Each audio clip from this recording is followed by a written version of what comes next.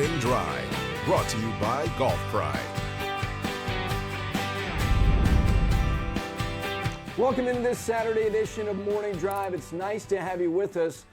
Gary Williams alongside Matt Adams. His radio program, Fairways of Life, can be heard globally Monday through Friday. Jaime Diaz, one of the great writers in the world of golf and the world of sports. And John Cook, 21 times on the PGA Tour and PGA Tour champions. He got hardware on a championship Sunday. And guys, 10 years ago, by the way, it is May 2nd. And 10 years ago on this day, it was Rory McIlroy who became completely unglued at Quail Hollow Club. He actually had made the cut on the number, shot 66 on Saturday, and then on Sunday went bonkers. 6 straight threes on his card, punctuated by that 3 on the 18th. Shot a final round of 62, obliterated the course record, blew the field away, won by 4 over Phil Mickelson, who, by the way, had won the Masters less than a month earlier, and he had broken through and won for the first time on the PGA Tour. Would celebrate his 21st birthday, Matt Adams, 2 days later. So, as we sit here today, that's one of the great rounds we've seen in recent history 10 years ago. How about all time? Give me a round, non-major, that stands out to you for reasons that could be nostalgic or in terms of just the manner in which it was conducted. Well, just Gary, I'm going to jump back to Rory for 1 second, because the day that he shot that 62, I was doing on-course commentary. And if I remember correctly, I think you were hosting the coverage that week as well. And I hung around because you were, yeah. And I was the group in front of Rory. So I hung around. I asked the producer if I could just stay there at 18 and crouched under one of CBS's massive cameras where there was some space, because there was this sense of history that was unfolding with Rory McIlroy. And now, all these years later, it has proven, in fact, to be the case. Now, to the question you just asked me, I'm going to define it by a final round victory, because otherwise I'd probably say Jim Furyk's 58 at the Travelers. But I'll stay with the Travelers, and I'll go in 2014. Kevin Streelman came into the final round trailing by 4. He goes out at 1 over par in his opening 9. Now he's trailing by 5. Figures he needs a 29 on the back 9. He did 1 better. He shoots a 7 under par 28.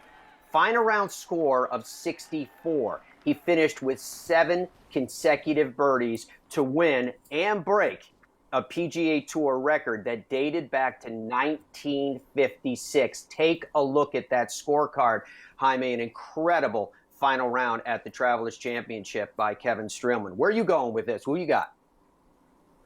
Well, I'm not going to use much imagination. I happened to be there that day, but when David Duvals shot 59 at the 1999 Bob Hope Chrysler Classic, it was just a clinic. It was a virtuoso performance. It was unbelievable how much power and precision he put together that day. It was noted by everybody in golf that it was maybe the most special closing round ever.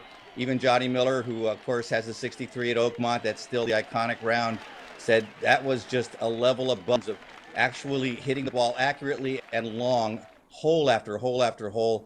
You know, he had 11 birdies, closing eagle to win by 1, came from 7 strokes back. It was just something that even his playing partner, Jeff Maggart, you know, I think shot 66 that day, and it was just got blown away. He was so bored, just feeling like inadequate. And at one point when David hit it stiff for the 4th straight time on a par 3, Jeff said, geez, I didn't think we were playing par 2, sorry. But he was just announcing himself at that moment, even with Tiger Woods building as he was towards something incredible and historic. David Duval at that moment was the best player in the world. And, you know, he did go on to win the Open Championship in 2001, but probably never reached quite that peak again where he was so convincing in terms of being such a great driver of the golf ball, just so all around, a great putt. Did everything that day. He was so stoic. And, you know, David remains that way. He's hard to read in terms of a guy who shows a lot of emotion. He did show a little emotion on the 18th green when he made that 6-footer to win it, or at least to shoot the 59, and ended up winning. And yet, you know, he still remains a bit of a mystery in terms of why it didn't continue. But, man, that day, that'll live in history for a long, long time. Good choice. Yeah, Jaime, I was already home probably watching it on TV that day, so that was pretty impressive, no doubt about it. And I've been involved in a lot of fun, great final rounds of golf, and I've been around some that I had wanted to forget, that's for sure. But the one that stands out to me is more personal to me, and that's the 2019 Memorial at Muirfield there in Columbus, Ohio. And Patrick Cantlay starts the day 4 shots behind Martin Keimer, 2 shots behind Adam Scott, goes on, makes 5 birdies on the front 9, 3 coming home, 15 greens that day, made that great little right to left swinger on 18 for par. Very personal to me because I've known Patrick since he was a young child at Virginia Country Club and Jamie Mulligan's crew there at Virginia. And of course, the Memorial was so important to me and so special to me. Just being, there in Columbus, being a member at Muirfield, Jack's ties to my family. He was always great to the Cook family.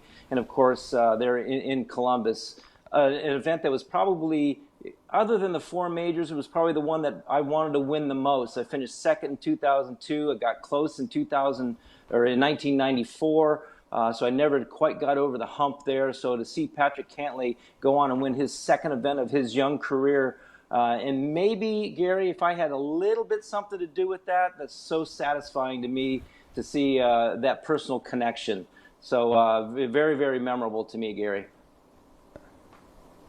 No, memorable also, John, because you understand the value of kind of being the sensei. You had it in Ken Venturi. And you think about players of today, you don't see as much mentoring, the modern mentor, as maybe you got. Right. And certainly Ken Venturi sure. and Byron Nelson on down the line. I think it's a great choice. For me, I'm going to get a little nostalgic. 1973, it wasn't super, super low, but sometimes when you have enormous expectations and to meet them right away, it says that you're going to be pretty special in the game. And that is Ben Crenshaw. Ben had won the NCAA title 3 straight years, left the University of Texas, goes through Q School, and he tees it up as a professional, as a rookie for the first time at the San Antonio Open in his home state. Shoots a final round of 67. He was paired with Orville Moody in that final round, who he even described, he said, I felt a lot of pressure on the 18th tee. Orville Moody was a great driver of the golf ball. And Ben chose 3-iron off the tee, got it done, shot that 67. And what happened? Well, golfers don't find themselves on the cover of Sports Illustrated, whether it's the 70s or even now in a digital format today. And he found himself on the cover of Sports Illustrated. He was the golden boy. Yeah, make room for the kid. For sure. It would go on to become a Hall of Fame career. And again, we talk about things maybe less fulfilled than we thought. You win 19 times, you win a couple major championships. By the way, a couple notes about the things that you guys mentioned. And starting with David Duval, he beat Jesper Parnevik later that year in singles at the Ryder Cup at Brookline. And what was synonymous with that as it was with that final round, Jaime, at the Hope? Shirt tail hanging out. He was like a center for the Cleveland Browns. He couldn't keep his shirt tail in when he was either boat racing somebody in a singles match or shooting 59 on a Sunday. Yeah. And Matt, I will say this about the Rory round. We didn't know where Tiger was. Tiger missed the cut that week at Quail Hollow, and then he walked off on the 7th hole at the Players. Jaime, let me just ask you very quickly about Rory. Did you sense when he won that he was a prodigy, that he was going to be something special even then at 20? Well, we already knew it because of the way he played, the firepower he had and the potential. And he had quite a resume as a junior golfer. So he was coming on the scene. That was a tremendous explosion, especially coming in the final round. So there was a set, well, not only is he a great talent, but he knows how to close. I don't know that Rory's ever quite closed to that extent again. But at the same time, it was not a shock, but it was really welcome because he was such an appealing character. And you just knew that when he got it together, he could, as you said, boat race, which he did in 2 majors by winning by 8 strokes. So that was a foreshadowing of what Rory could do. By the way, Matt, you were there, I was there. Earlier in that day, Ryo Ishikawa had shot 58 in Japan at 18 to win over there and came back from 6 behind Shigeki Moriyama